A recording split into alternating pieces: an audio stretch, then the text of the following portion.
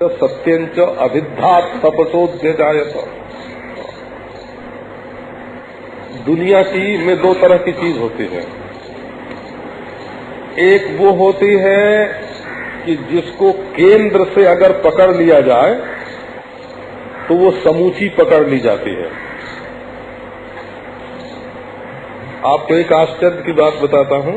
हम लोग गए थे कहाँ, डोमिननाथ की गुफा देखने,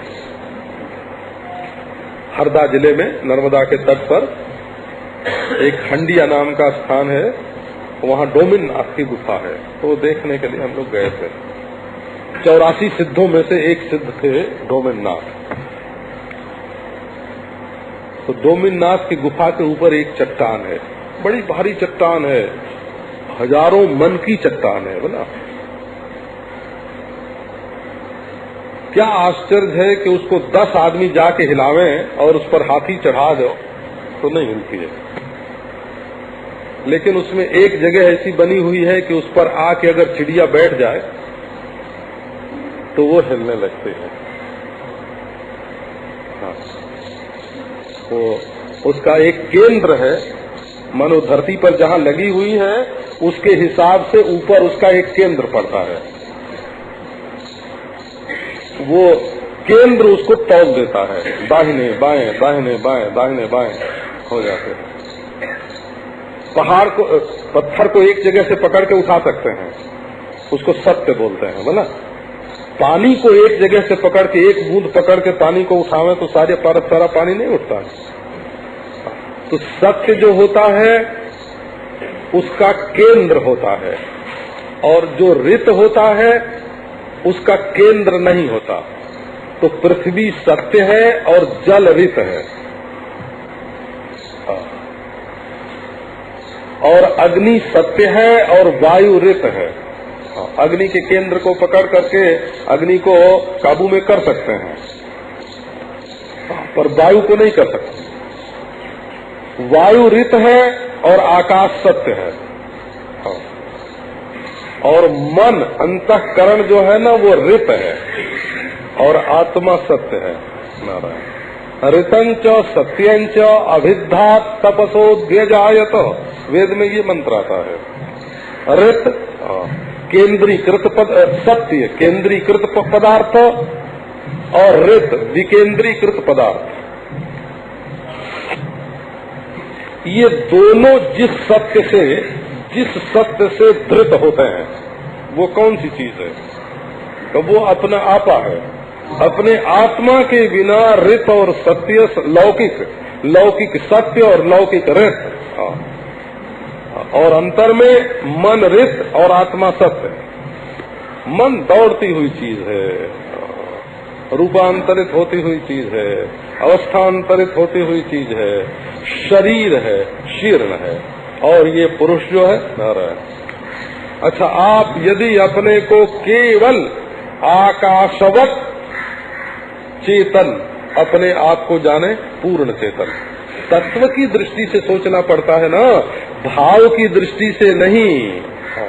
केवल आंख बंद करने से कोई आत्मा नहीं हो जाता, केवल मन बंद करने से कोई आत्मा नहीं हो जाता, या आंख खुली रहने से या मन चल होने से कोई अनात्मा नहीं हो जाता। ये जो भ्रांति है अनात्मा के प्रति मैं पना और मेरा पना है, ये भ्रांति छूट जानी चाहिए। तो जब हम अपने आप को ऐसी चीज से मिला देते हैं जो जन्मती है, मरती है, बदलती है, टूटती है, कभी रहती है, कभी नहीं रहती है, बौद्ध प्रत्ययों के साथ, बुद्धि में आने वाले विचारों के साथ, प्रत्ययों के साथ, प्रतीतियों के साथ, भानों के साथ जब अपने आप को मिला देते हैं तब हम शून्य हो जाते हैं, क्योंकि वे तो क्षणिक हैं, वे तो कुछ नहीं हैं। तो असल में आत्मा जो है वो कैसा, बोले देहातीत है। ये देहातीत भी बड़ा विलक्षण देहातीत है।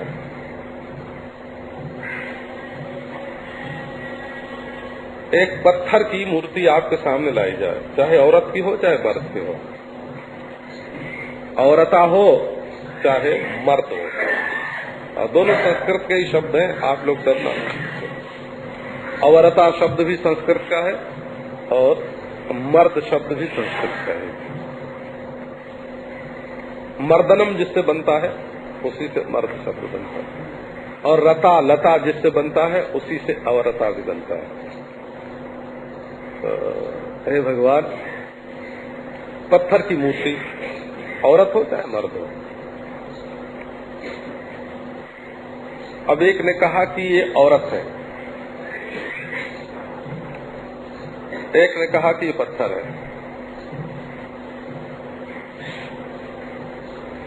तो जिसको कला कौशल का आदर करना है उसके लिए वो औरत है, और जिसको ये पहचान करनी है कि ये लकड़ी है कि पीतल है कि सोना है, धातु की पहचान करनी है, मिट्टी की बनी मूर्ति है कि लकड़ी की बनी मूर्ति है कि पीतल की है कि सोने की है कि ये पहचान जिसको करनी है उसके लिए वो क्या है? पत्थर है, बोला।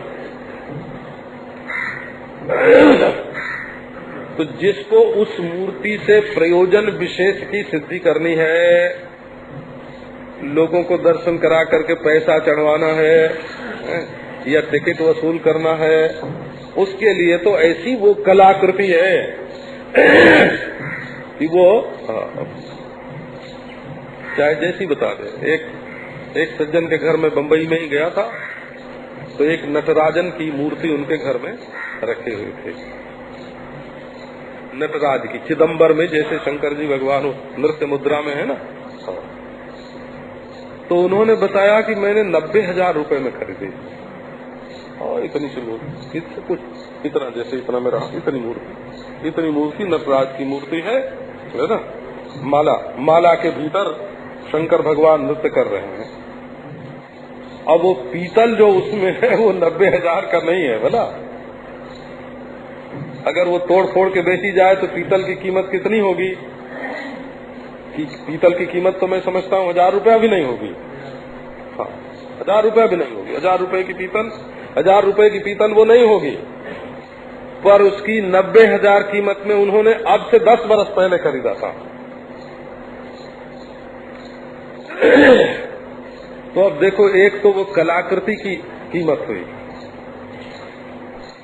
और एक उनके मन में संस्कार है कि ये 1000 बरस पुरानी है, ये मूर्ति 1000 बरस पुरानी बनी हुई है, नटराज की है, बड़ी बढ़िया कला है। वो उसमें नटराज को देखते हैं। अब एक सुनार आया खरीदने, तो उसको हम गलावेंगे तो क्या देखेगा? वो तो पीतल देखेगा। बोले 1,000 रुपए का। तो उस पीतल की कीमत क्यों बढ़ गई?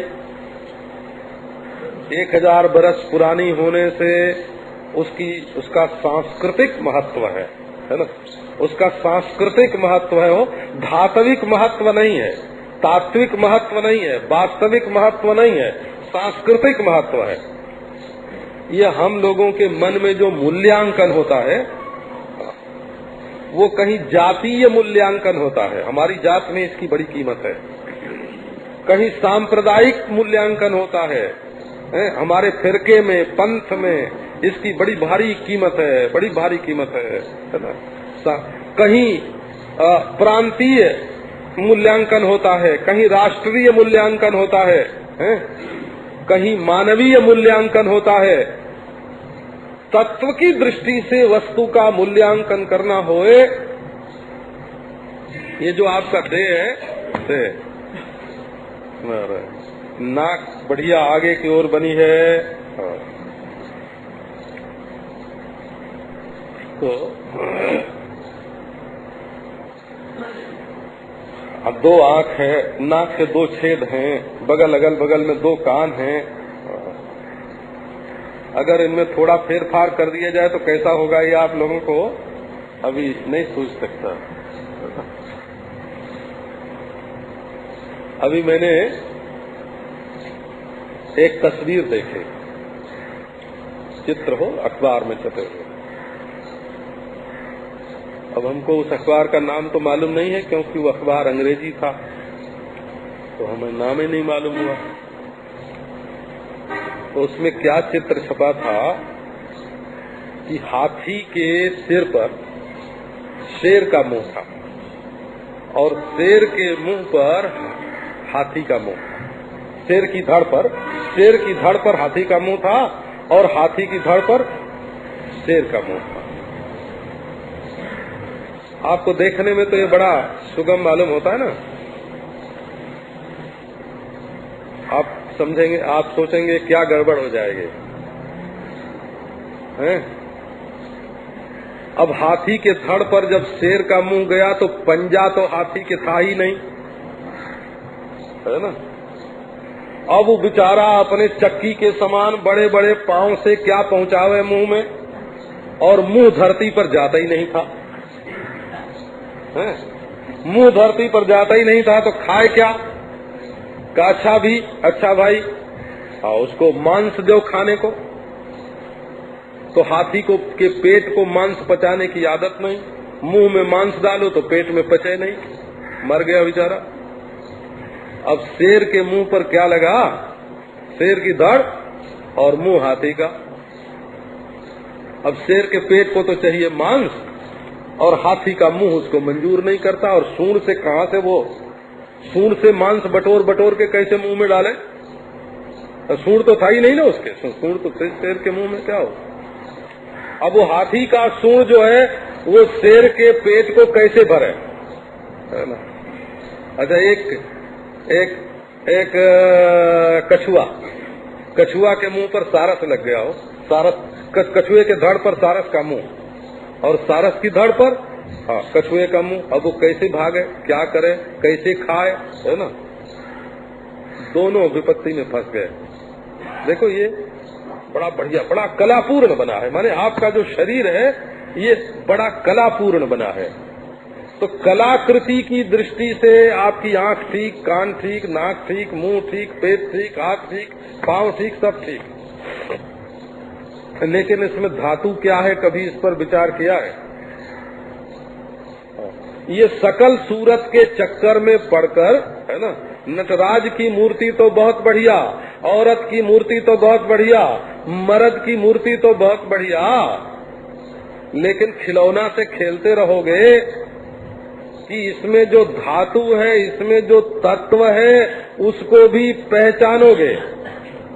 ये मैं करते करते देहातीत के माने बड़े ही सुंदर है, बड़ा देहातीत का अर्थ बहुत सुंदर है। अच्छा देखो, पीतल की मूर्ति में, पीतल मूर्ति से अतीत है कि नहीं? पीतल मूर्ति से अतीत है कि नहीं है? वो नटराज की मूर्ति बनने के पहले शेर की मूर्ति हो सकती है कि नहीं? और नटराज की मूर्ति तोड़ने के बाद उसको विष्णु की मूर्ति बना सकते हैं कि नहीं? उसको हाथी की मूर्ति बना सकते हैं कि नहीं? तो पीतल जो धातु है वो बनने वाली मूर्तियों से अतीत है। मोम से बने हुए जो खिलौने हैं, है ना, औरत खिलौना, मर्द खिलौना, बच्चा खिलौना, हाथी खिलौना, घोड़ा खिलौना, और मोम जो है वो उसमें धातु है। तो वो हाथी घोड़ा से अतीत है कि नहीं? वो औरत मर्द और बच्चे से अतीत है कि नहीं? जरा विचार करो कि ये जो तुम्हारा मैं सबके शरीर में जो मैं हो रहा है, वो कभी हाथी, कभी घोड़ा, कभी स्त्री, कभी पुरुष, कभी बच्चा, कभी जिंदा, कभी मुर्दा। देहातीत का चिंतन करो। प्लास्टिक के बने जो खिलौने हैं, उनमें जो प्लास्टिक है वो खिलौनों से अतीत है कि नहीं है? तो बोले महाराज, हमारा शरीर पंचभूत से बना है, पंचभूत तो औरत और मर्द से अतीत है। बोले पंचभूत जो है ये 5 है ना, तो ये भी खिलौने हैं, ये भी तो आकृति है ना, आकृति है। कहा महाराज, एक प्रकृति है, प्रकृति प्लास्टिक की जगह पर है, मोम की जगह पर है, आटे की जगह पर है, पीतल की जगह पर है, उस प्रकृति में ये सारे खिलौने बनते हैं। अच्छा भाई, ये प्रकृति किसमें है? बोले प्रकृति अपने में है। तो जिसको मालूम पड़ती है वो प्रकृति से न्यारे हुआ कि नहीं? और कहो कि नहीं उससे जुदा नहीं है तो वही मूल धातु हुआ कि नहीं? प्रश्नित नहीं है। जो प्रकृति को जानता है तो प्रकृति से न्यारे है। ये तो असंग उदासीन नित्य शुद्ध बुद्ध मुक्त आत्मा है। और जब ये मालूम पड़ता है कि ये नित्य शुद्ध बुद्ध मुक्त असंग उदासीन आत्मा तो अद्वितीय पर ब्रह्म ही है, तो प्रकृति अपनी सत्ता छोड़ देती है। और अपनी सत्ता छोड़ देती है तो असल में संपूर्ण जगत का मूल तत्व प्लास्टिक, मोम है ना, हाँ, वो पीतल, वो सोना, वो पत्थर कौन है? प्रकृतिश्च प्रतिज्ञा दृष्टान्तानुपरोधात्। असल में ब्रह्म से अभिन्न आत्मा, और आत्मा से अभिन्न जो ब्रह्म है ना, वही संपूर्ण जगत का मूल तत्व है। तो प्रकृति भी एक खिलौना है, जीव का जीवत्व भी एक खिलौना है, महत तत्व खिलौना है, अहंकार खिलौना है, पंच तन्मात्रा खिलौना है, पंच महाभूत खिलौना है, और पंच महाभूत में बने हुए कोटि कोटि ब्रह्मांड खिलौने। ब्रह्मांड में ये धरती खिलौना है, और धरती में ये भारत खिलौना है, और भारत में का बम्बई खिलौना है, और बम्बई में भासते हुए जो अलग अलग शरीर है ये खिलौने हैं। मूल धातु कौन सी है? का मूल धातु वही है जो प्रकृति का मूल है, जो माया का मूल है, जो वस्तु का मूल है। एक अद्वितीय निर्विकार अपरिणामी अद्वितीय जो ब्रह्म तत्व है ना, वही देह में रह के देहातीत है, देह में रह के देहातीत है। तो इसको तुम मरने वाली छोटी छोटी चीजों के साथ मैं और मेरा करके जब जोड़ लेते हो तब मूर्छित हो जाते हो।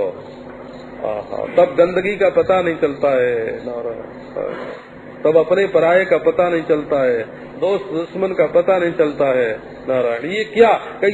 यही मूर्छित बना है, माने असलियत को भूल जाते हैं। असलियत तत्व जो अपने स्वरूप को न छोड़े सो असल। ये सलिल में जो सल है वही असल में भी है, न सलती। जो अपने स्वरूप को न छोड़े सो असल। तो असल क्या है?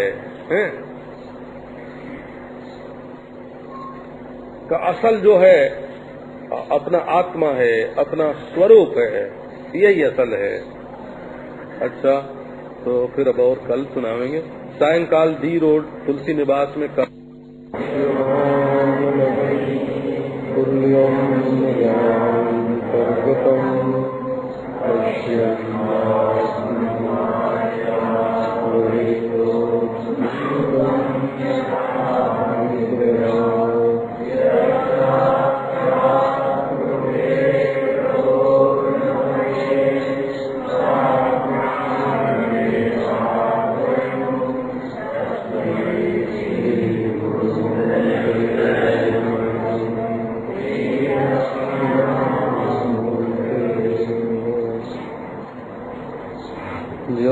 पाद प्रभाध्यस्तः प्रपंचो भासुरः तमहं सद्गुरुं वन्दे पूर्णानन्दं चिदात्मकम्।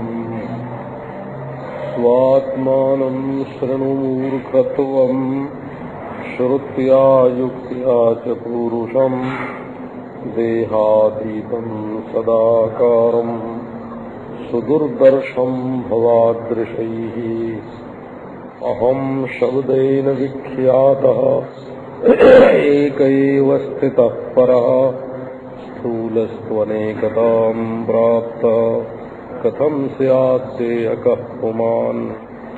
अहं दृष्टरितया सिद्धो देहो दृश्यतया स्थितः ममायमिति निर्देशात् कथं स्याद्देहकः पुमान्।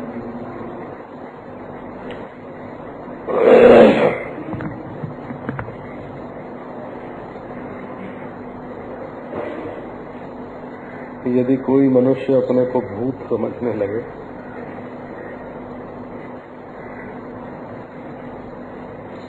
तो उसको कहना पड़ता है तो झूठ मूठ भूत बना हुआ है, अपना भूत बना छोड़ दे।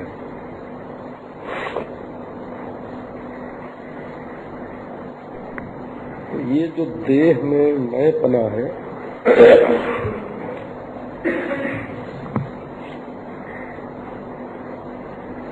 ये कोई विचार करके स्वीकार नहीं किया गया है। विचार होने के पूर्व ही देह में मैंपना का उदय हो गया है। न माँ ने बताया कि देह को मैं समझो, न बाप ने बताया, न गुरु ने बताया, न शास्त्र ने बताया। अविचार्य यत् किंचित प्रतिपद्यते, बिना विचार के ही चाहे जो कोई बात मान ली जाए तो उसको समझदारी तो नहीं कहते हैं। देखो ये शरीर की सारी मशीन अलग अलग चलती है।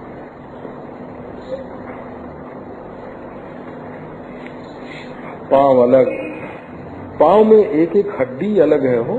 हाँ, ये घुटने के जो जोड़ हैं तो शायद आपने कभी ध्यान दिया हो, ये नीचे की हड्डी अलग और ऊपर की अलग, और कोई बंधी हुई आपस में नहीं है, कोई कील कांटा नहीं लगाया हुआ है, केवल ऐसे ही फंसा दी गई है। जैसे दो उंगली ऐसे फंस गई हो, ऐसे ये नीचे की हड्डी और ऊपर की हड्डी और नस से और चाम से बंधी हुई है, और इसमें चर्बी की चिकनाई लगाई हुई है, और कमर की हड्डी अलग, घुटने की अलग, टखने की अलग, उंगलियों की अलग, इसमें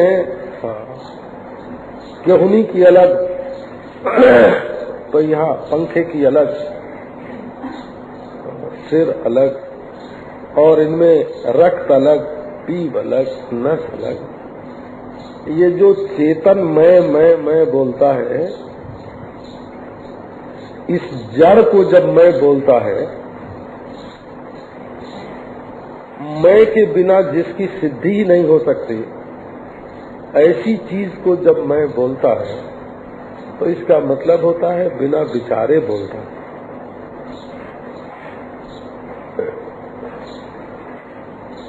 दुख का उपादान कारण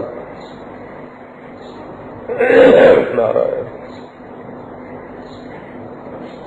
कारण दो तरह के होते हैं, वो इसे बहुत भेद करते हैं, पर दो तरह के मुक्त होते हैं, एक निमित्त कारण और एक उपादान। तो उपादान कारण उसको कहते हैं कि जत उपादाय प्रवर्तते, कार्य के समय में भी जो चीज बनी रहे। जैसे घड़ा बनता है ना, तो घड़ा में मिट्टी उपादान है, मिट्टी में ही घड़े की शक्ल बनी हुई है, तो घड़े का उपादान कारण मिट्टी है। तो दुख का उपादान कारण क्या है? माने जो हम लोगों को जीवन में दुख होता है, इस दुख की माटी क्या है? तो विद्वानों ने विचार किया है कि देह को मैं और मेरा ऐसा जो समझना है ना, ये उल्टी समझ, देह से न्यारा होने पर भी देह को मैं समझ बैठना है, ये जो मैं समझने की भूल है, यही दुख का उपादान है। उपादान कारण दुख का क्या है? अच्छा ये समझो कि एक धरती का टुकड़ा शहर में भी होता है और गांव में भी होता है। वो तुम्हारे जन्म के पहले भी था और मरने के बाद भी रहेगा। धरती का जो टुकड़ा है, वो जो प्लाट है, वो तुम्हारे जन्मने के पहले भी था और मरने के बाद भी रहेगा। अच्छा, बीच में यदि उस पर कोई पांव रख दे कि ये हमारा है, तो तुमको बड़ा तक कष्ट होगा। क्यों? बोले वो तो हमारा है, तुम्हारा कैसे? तो अब उस धरती के प्लाट पर दूसरे के आने से या रहने से या ले लेने से जो तकलीफ हुई वो धरती की वजह से नहीं हुई। उस धरती के टुकड़े को जो तुमने मेरा समझा ना, वो मेरेपन की जो समझ है,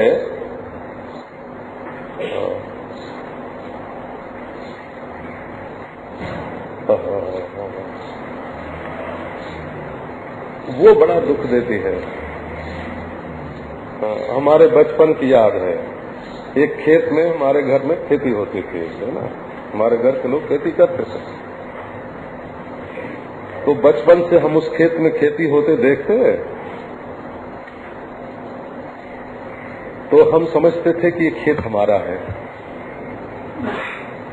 एक दिन देखा कि उसमें तो दूसरा कोई खेती कर रहा है, और ये बड़ा ही ख्याल हुआ, मैं तो गुस्से में आ गया। अपने घर में गया, जाके अपने बाबा से कहा कि हमारे खेत में तो वो खेती कर रहे हैं, उनका हल चल रहा है। तो बोले कि भाई वो खेत तो उन्हीं का है, हम लोगों ने तो उनसे लिया था, छोड़ दिया। तो जब ये मालूम हुआ कि वो हमारा नहीं है, उनका ही है, तो हमारा दुख मिट गया।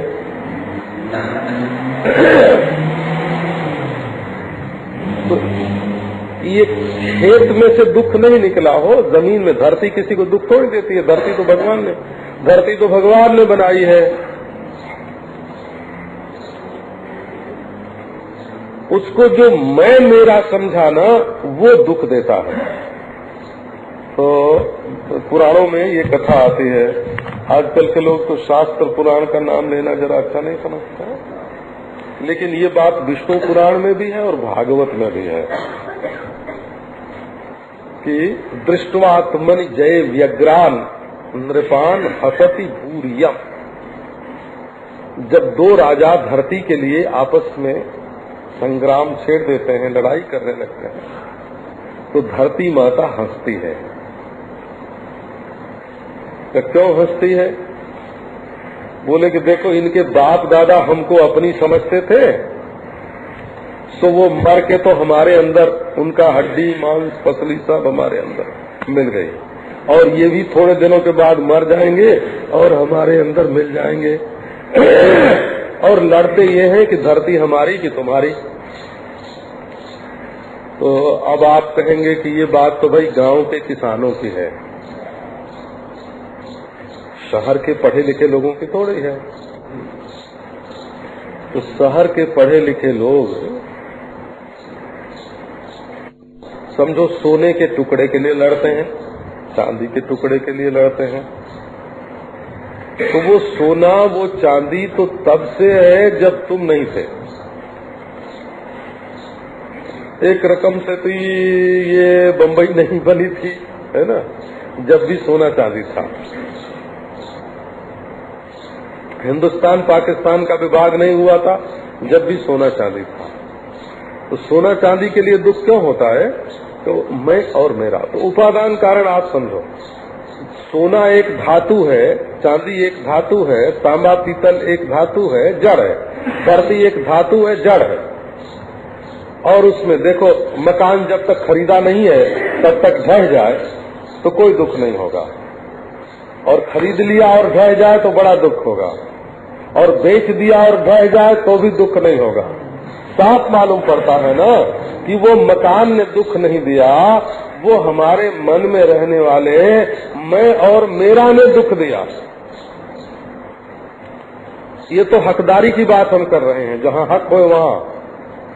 अरे बेईमानी से भी जब चोर लोग किसी का रुपया चुरा के ले आते हैं, या डाकू लोग छीन के ले आते हैं, या गिरहकट लोग किसी के जेब में से पैसा काट लेते हैं, या व्यापारी लोग बेईमानी से किसी का पैसा ले लेते हैं, या भ्रष्टाचारी लोग, अफसर लोग किसी से रिश्वत का पैसा ले लेते हैं और उसके बाद उनके पास से चोरी चला जाए तो दुख होता है कि नहीं होता है? बेईमानी का पैसा जाने पर भी दुख होता है। क्यों होता है? पैसा दुख देता है? नहीं, उसमें बेईमानी की चीज में भी अगर मैं मेरा हो जाता है तो वो भी दुख देता है। तो आप असल में समझो कि दुख जो है, दुख की लंबाई चौड़ाई आपको मालूम है? एक फुट का होता है, एक गज का होता है, एक मील का होता है। दुख कितना होता है? अच्छा, दुख की शक्ल सूरत आपको मालूम है? काला होता है कि गोरा होता है? अच्छा, दुख की उम्र मालूम है? तो दुख में उम्र नहीं है, दुख के शक्ल सूरत नहीं है। आप इस बात को समझो, है ना? दुख के उम्र नहीं है, शक्ल सूरत नहीं है, लंबाई चौड़ाई नहीं है।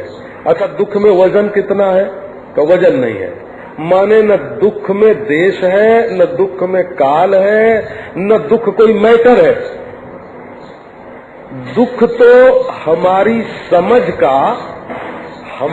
समझ का ही एक रूप है। ये दुख डॉक्टर दूर नहीं कर सकते, ये वकील दूर नहीं कर सकते, ये जज दूर नहीं कर सकते। आपको समझना पड़ेगा।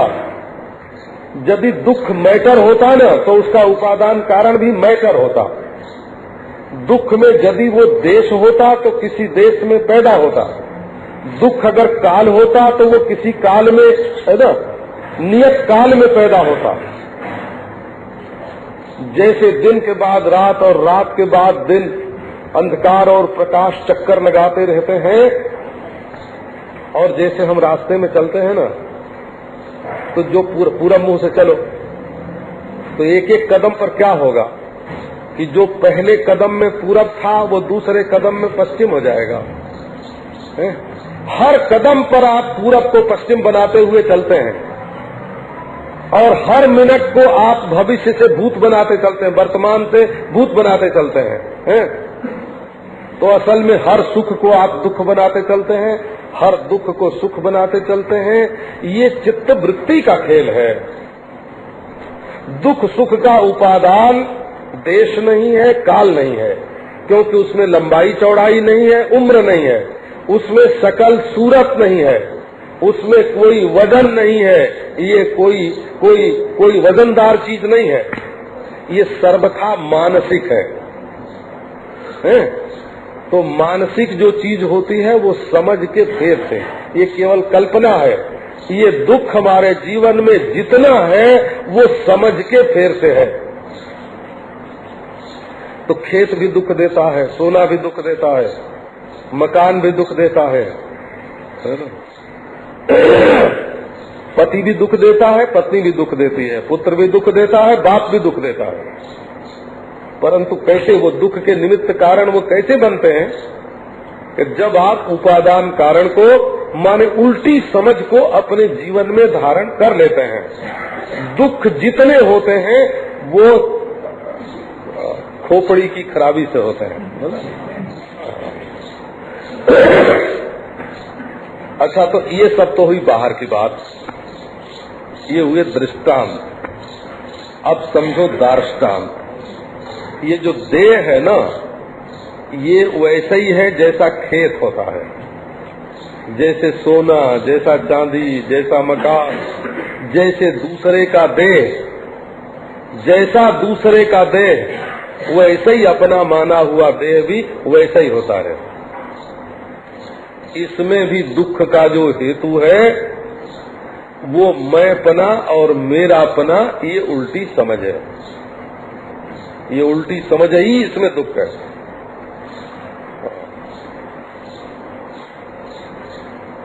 ख माने होता है आकाश।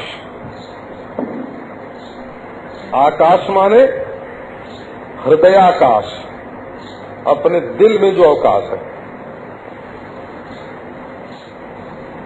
तो हृदयाकाश में जो मलिनता है ना, दुष्टता है, उसका नाम दुख है। और उसमें जो सौष्ठव है, उसमें जो सौंदर्य है, उसका नाम सुख है। हृदय की सुंदरता का नाम सुख है और हृदय की दुष्टता का नाम दुख है।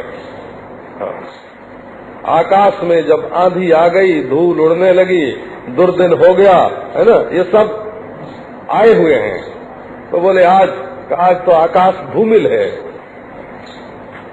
तो आज आकाश स्वच्छ है, चांदनी छिटक रही है। तो आपके हृदय में जब स्वच्छ आत्मा का प्रकाश होता है तब सुख होता है, और जब वासना की मलिनता से वो धूमिल हो जाता है तब दुख होता है। ये सुख और दुख कोई ठोस पदार्थ नहीं है। अब आपको क्या सुनावें, हमको तो सुख दुख की बात सोचते सोचते 40 बरस से ज्यादा हो गया। सोचते सोचते भले सुख दुख की बात पर विचार करते करते, तो यदि हम सुख दुख की बात आपको सुनाने लग जाएं तो हम 40 ही बरस सुना सकते हैं भला, क्योंकि सारे जीवन की समस्याएं सुख और दुख के साथ उलझी हुई हैं। उसी के साथ धर्म है, उसी के साथ उपासना है, उसी के साथ योग है, उसी के साथ ज्ञान है, उसी के साथ कमाई है, अर्थ भी उसी के साथ है, भोग भी उसी के साथ है। सुख दुख के विचार, सुख के लिए भोग किया जाता है ना, और सुख के लिए ही भोग छोड़ा जाता है। सुख के लिए धन कमाया जाता है और सुख के लिए ही धन छोड़ा जाता है। धन अगर दुख देने लगे तो फेंक देंगे, आ जाए हो कोई ना रहे, मार डालेंगे, फेंक दिया। अच्छा, नोट में आग लग जाए और वो जेब में रखा हो तो क्या करोगे? फेंक दोगे। रुपया दुख देने वाला दुख का निमित्त बने तो फेंक दोगे, और सुख का निमित्त बने तो रख लोगे। असल में ये सुख दुख जो है ये नारायण हृदयाकाश में। अच्छा, एक और दुख सुख की एक और बात, दुष्टम खनति, बीती हुई बुरी बुरी बातों को याद करना दुख है। और सुष्ठु खनति, खनति माने खोदना, जो चीज धरती में गड़ गई है ना, गड़े हुए मुर्दे को उखाड़ना। एक सेकंड पहले जो बात बीत गई है, उसको याद करना, यही दुख है। बुरी बात बीत गई, याद किया, दुख हो गया। अच्छी बात बीत गई, याद किया, सुख। रात को सोते सोते कभी जिंदगी की कोई बुरी बात याद आ जाती है तो दुख हो जाता है, सपना आ जाता है तो दुख हो जाता है, अच्छी बात याद आ जाती है तो सुख हो जाता है। आप ये इसका सार समझो कि सुख और दुख कोई आर्थिक घटना नहीं है, धन संबंधी घटना नहीं है। मकान की, जमीन की, पैसे की समस्या का नाम दुख नहीं है, और कोई बंधु वियोग का नाम या शत्रु संयोग का नाम दुख नहीं है ना।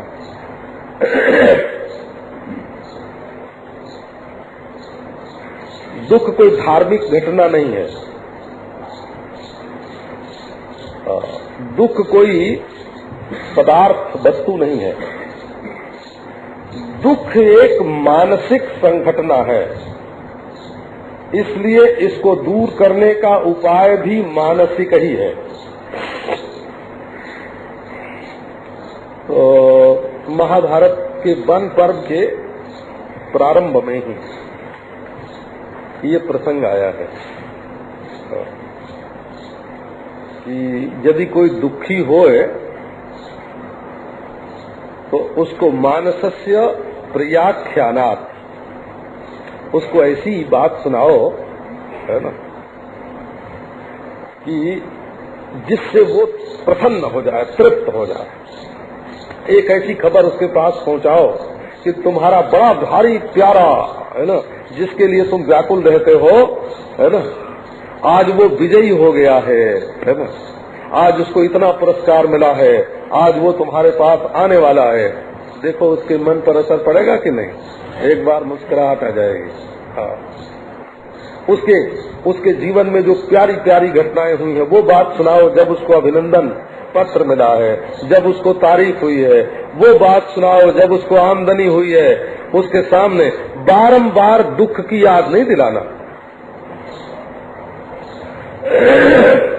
आदमी भोजन करने बैठे तो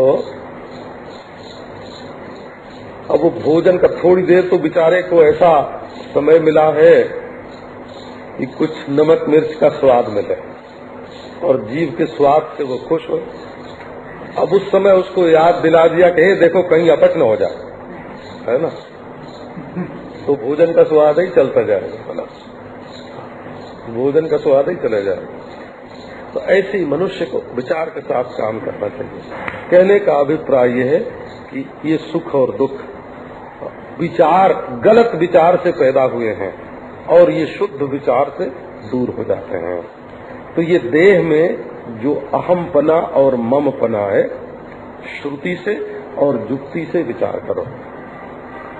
इसमें कोई जोर और लगाने की बात नहीं है, इतनी सीधी बात है। आप समझ लो कि सोने के बहुत से खिलौने बने हैं, कोई गधा है, कोई घोड़ा है, कोई हाथी है। बच्चे आपस में लड़ते हैं, हम ये लेंगे, हम ये लेंगे, हम गधा नहीं लेंगे, हाथी लेंगे, हम हाथी नहीं लेंगे, घोड़ा लेंगे, हम घोड़ा नहीं लेंगे कि एक घड़े वाली जो औरत है वो लेंगे, नहीं नहीं ये धनुष बाण वाला ये हम पुरुष लेंगे। आपस में लड़ते हैं। तो उनका ख्याल शकल सूरत पर है, सोने पर नहीं है। अब आप ये ध्यान करो कि मैं वो शकल सूरत नहीं हूँ, मैं सोना हूँ। अच्छा, यदि सोना आप हैं तो पहले यदि आप शकल सूरत अपने को समझते थे तो अपने को हाथी समझते थे या घोड़ा समझते थे या औरत समझते थे या मर्द समझते थे या गधा समझते थे, जब आप अपने को शकल सूरत समझते थे। अब उसमें देहातीत क्या चीज है? उसमें देहातीत सोना है। आप अपने को सोना समझो तो गधा होने का दुख आपका मिट जाएगा कि नहीं? गधा होने का दुख मिट जाएगा, हाथी होने का दुख मिट जाएगा, घोड़ा होने का दुख मिट जाएगा, औरत मर्द होने का दुख मिट जाएगा। अच्छा, जब तक आप गधा थे तब तक एक खिलौना थे, जब तक आप हाथी थे तब तक एक खिलौना थे, जब तक औरत और मर्द थे जब तक एक खिलौना थे, उसमें सुख दुख की कल्पना करते थे। यदि आपने अपने को सोना जान लिया तो आप सब हो गए। औरत भी आप ही हैं, मर्द भी आप ही हैं, हाथी भी आप ही हैं, घोड़ा भी आप ही है, गधा भी आप। क्योंकि वो गधे की या हाथी के या घोड़े के या औरत के या मर्द की शक्ल में जो सोना है उतना आप नहीं है, आप तो स्वर्ण धातु हैं। तो एक देह में से मैं का निकल जाना अर्थात सब देहों में मैं का हो जाना। आप एक शरीर नहीं है, आप सब शरीर हैं, हैं? आप मनुष्य देह नहीं है, आप विराट हैं। आप सुखी दुखी नहीं है, आप हिरण्यगर्भ हैं। आप जीव नहीं है, आप ईश्वर हैं। और केवल आप साक्षी आत्मा नहीं है, आप ब्रह्म हैं। तो अब ये कहो कि इसके लिए अभी थोड़े दिनों की बात है, एक जगह सत्संग हो रहा था, तो ये बात आई कि भाई जब अपने को सोना जान लिया तो हाथी होने का सुख दुख, घोड़ा होने का सुख दुख, औरत मर्द होने का सुख दुख, गधा सुअर होने का सुख दुख सब मिट गया। तो एक ने कहा ऐसे थोड़े मिटेगा, पहले औरत मर्द हाथी घोड़ा गधा सुअर की जितनी मूर्तियां हैं सबको तोड़ दो तब सोना होगा। बोले ये बिल्कुल गलती है, बोला ये न दिखाई पड़े तब सोना होगा या इनको तोड़ दो तब सोना होगा? नहीं, न तोड़ने की जरूरत है क्योंकि वो तो सोना है ना, उस शकल में सोना है, तोड़ने की जरूरत नहीं है। अच्छा, मूर्तियां मालूम नहीं पड़ेंगी तब सोना है। अरे मूर्तियां मालूम पड़े चाहे न मालूम पड़े, सोना तो सोना ही है। इस प्रकार ये जो आत्मा की ब्रह्म रूपता है है? ये देह मालूम पड़े तब भी है, न मालूम पड़े तब भी है।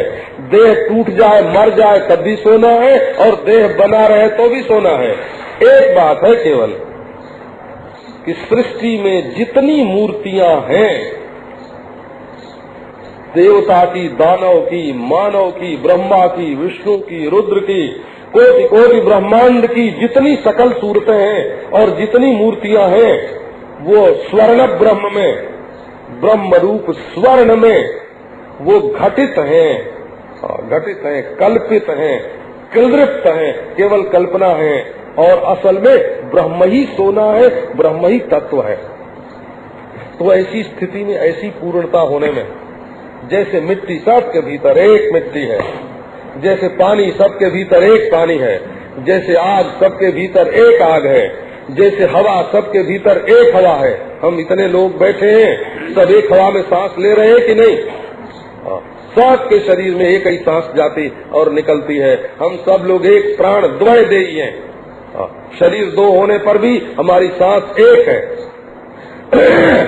और बुरा मत मानना, कोई कहता है हमारा मन बड़ा अच्छा है, कोई कहता है हमारा मन बड़ा खराब है। ये बिल्कुल झूठी बात है ना। सबका मन एक ही सरीखा है, सबके मन में चंचलता है, सबके मन में शांति है, सबके मन में विकार है, सबके मन में सद्भाव है। ये जैसे मिट्टी, पानी, आग होते हैं ना, ऐसे एक मनस्तत्व भी है। सब में हित की एक बुद्धि है, एक ही बुद्धि है।